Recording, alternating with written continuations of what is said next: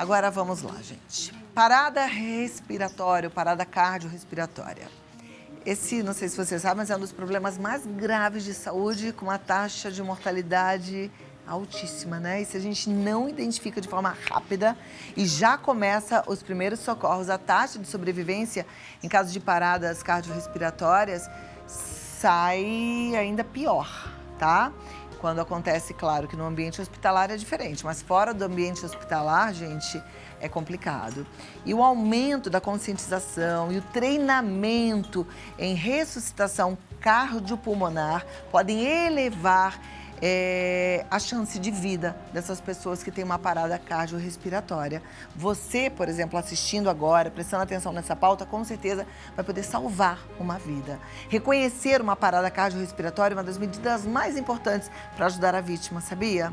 E para falar mais sobre esse assunto, nos mostrar como agir nessas situações, nós convidamos a cardiologista a doutora Fátima Sintra, que já está aqui. Ela gentilmente trouxe para a gente também aqui, olha, um boneco para que a gente possa, na prática, ver como é que a gente vai fazer todo o trabalho para agir enquanto chega, por exemplo, o atendimento. Então, vamos recebê-la com muita alegria. Doutora Fátima, muito obrigada pela sua presença. Olha como vai, prazer. Uma honra te Super receber, prazer obrigada por estar aqui. Aliás, toda essa pauta faz parte dessa campanha que é tão importante, tão, assim, que a gente faça sempre, né? Ah, sim. Sim, com certeza. Essa é uma das missões da Sociedade Brasileira de Arritmia Cardíaca, é justamente disseminar esse aspecto educacional diante de uma tragédia que pode acontecer em qualquer lugar e a maioria delas ocorre fora do ambiente hospitalar. Então, a gente também está aqui divulgando a campanha Coração na Batida Certa, porque a arritmia é quando o coração sai do ritmo. Exatamente. Qualquer anormalidade do ritmo se constitui uma arritmia. E muitas delas são benignas, né? Às vezes, por exemplo, às vezes a gente até tem a percepção de um batimento alterado, não é infrequente isso. Mas tem algumas formas de arritmia que realmente são as responsáveis por uma parada, né, que pode acontecer em qualquer local. E essas arritmias precisam realmente de um pronto atendimento. Perfeito. Dá pra gente identificar uma arritmia antes de chegar a um momento terrível como uma parada cardiorrespiratória? Na maioria das vezes, sim. Né? Eu estava acompanhando a pauta anterior e foi muito falado da prevenção, quer dizer, e a gente vê que hoje o mundo é isso, né? A gente precisa prevenir. Então, existem vários fatores de risco para a arritmia cardíaca, né? E esses fatores se misturam um pouco com fatores de risco para a doença cardíaca, por exemplo. Então, entra todo aquele contexto que já foi muito disseminado na nossa sociedade, como tratamento de hipertensão, diabetes, idade, o próprio sexo masculino tem uma predisposição um pouco maior, né? A inatividade física, o sedentarismo. O grande problema, Cláudia, é que tem alguns fatores que nós somos reféns, quer dizer, eu não consigo mudar. Idade, por exemplo, é um grande fator de risco e ele é imutável, certo? Sim. Agora, existem fatores comportamentais que cabe a nós, né, realmente tentar mitigar. Então, o sono hoje está sendo muito estudado. A gente sempre ouve aqui, né, que o sono é um dos pilares importantes da saúde. Pois é. A questão é que tem muita gente que não consegue dormir e não está conseguindo ajustar essa história com sono, né? Exatamente, mas tem que se saber que isso é um fator de risco cardíaco. E às vezes a gente até consegue dormir, mas acaba se envolvendo em trabalho e excesso de coisas e a gente acaba deixando de lado. Tela, excesso de computador, de celular, Exatamente, né?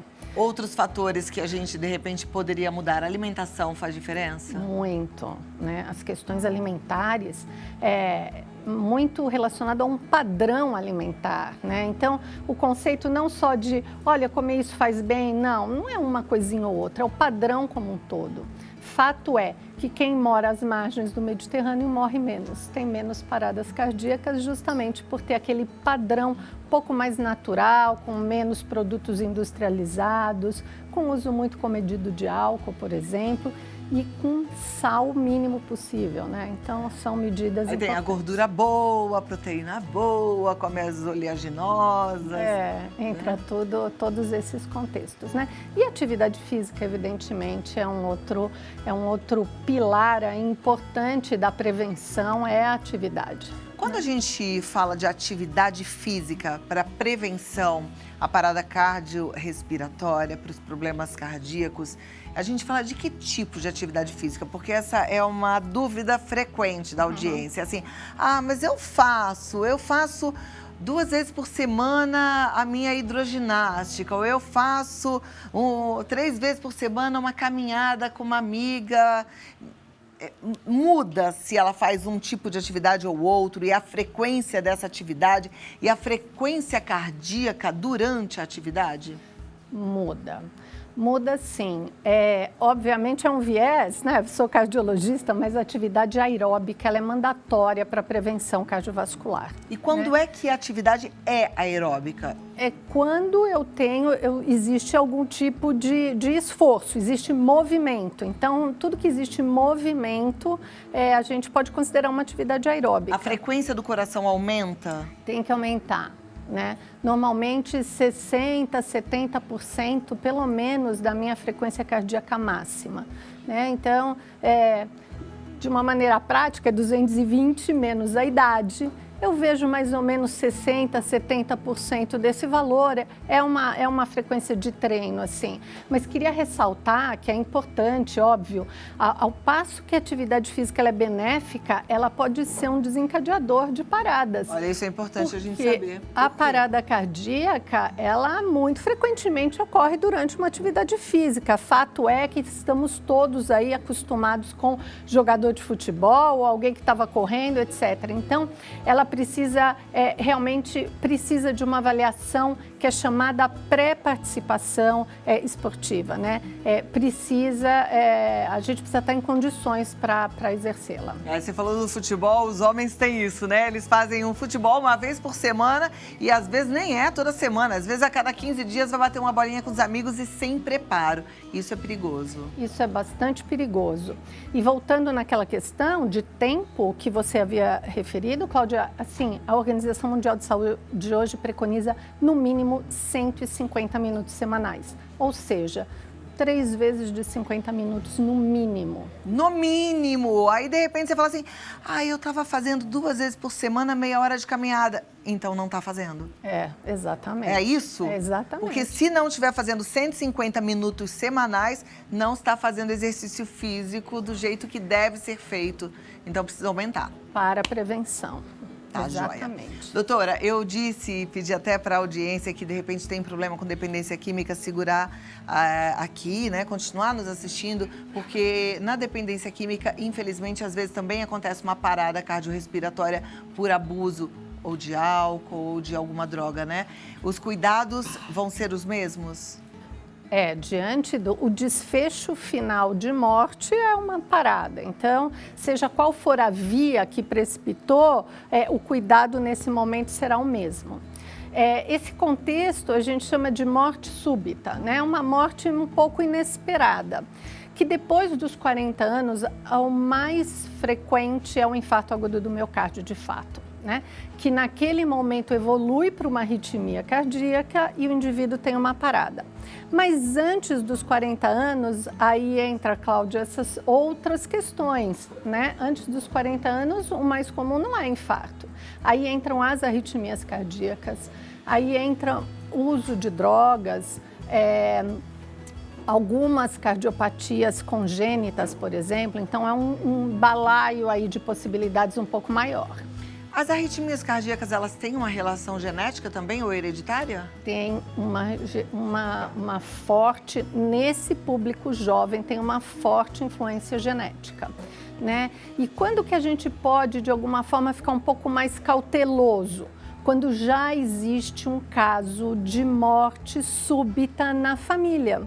Né? Então, a gente conhecer a história familiar é digamos assim, é uma dica relevante para eu prosseguir com uma investigação de alguma anomalia genética para aquele determinado paciente. As pessoas têm a tendência, aqui no Brasil pelo menos, de procurar o médico numa situação de doença, né? Tá tudo bem, então não vou procurar médico nenhum. Mas a gente deveria passar no cardiologista antes de alguma doença para fazer algum check-up ou não? Passou num clínico geral, fez um exame de sangue e tá tudo bem? Eu acho que após os 40 anos, ainda mais motivado, se eu tiver uma história familiar relevante, quer dizer, na minha família já existiram casos, eu acho que uma avaliação cardiológica com um cardiologista ou mesmo com um clínico que seja habilitado para isso, ela é bastante recomendada. Perfeito. Ah, só mais uma pergunta. Eu sou perguntadeira, vocês sabem, né? Mas depois eu vou abrir para a sua pergunta.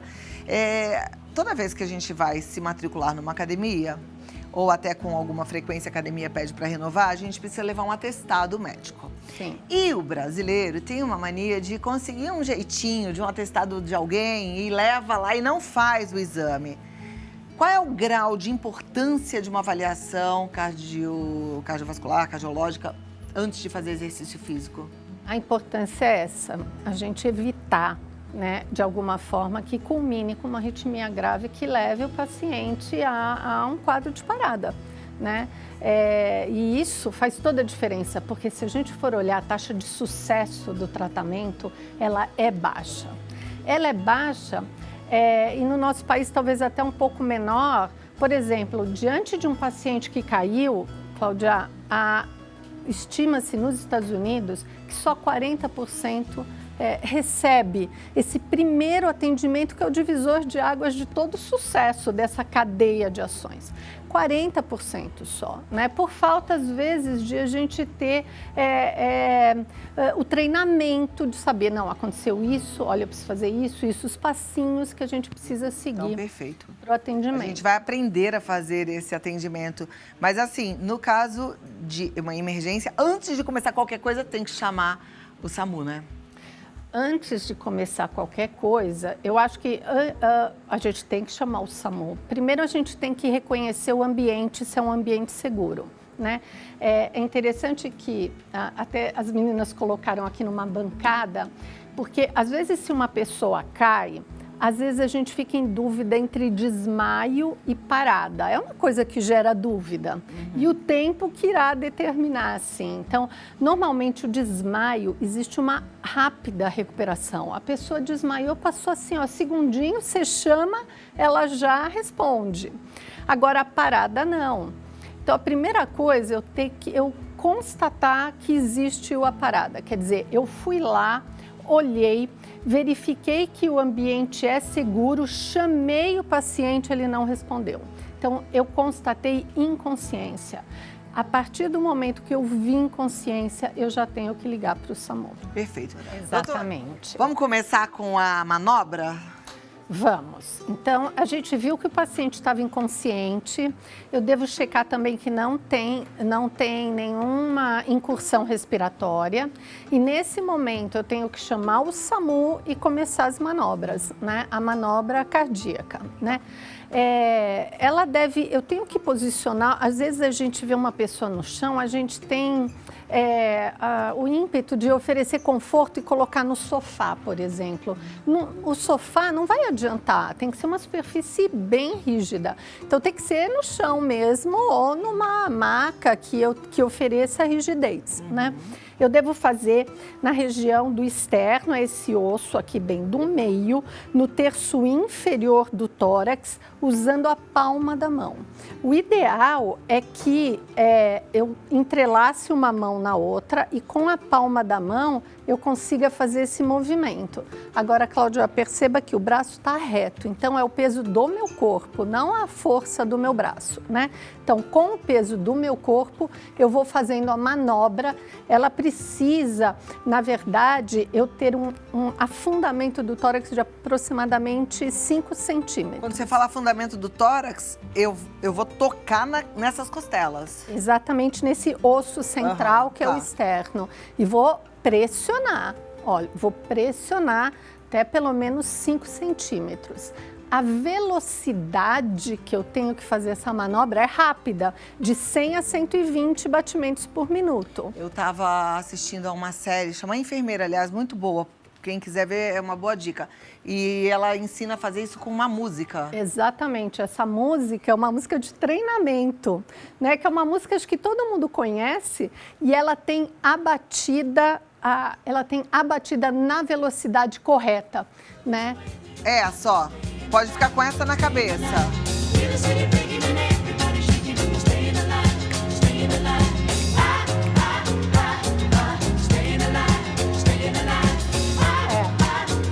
Posso tentar? Pode. Assim? Assim. É. Mão reta, assim. Mão reta.